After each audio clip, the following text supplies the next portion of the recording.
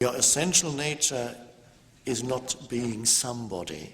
Your essential nature is being nobody or nothing, a no-thingness. Your essential nature is not content, is not object.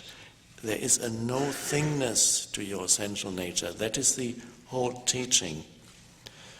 And to see the beauty and the peace and the aliveness of that no-thingness, that is the essence of your being.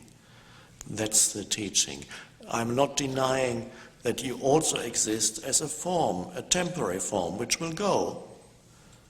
But while it's there, you can honor, of course, also that temporary form, and you will, but not derive your sense of identity from that.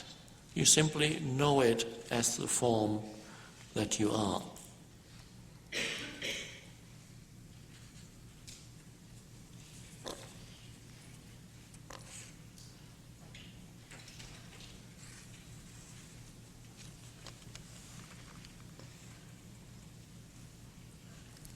Clocks are strange things.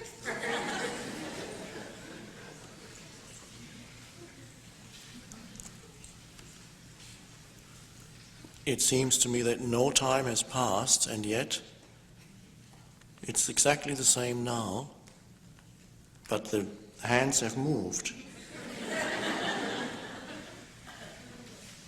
Strange.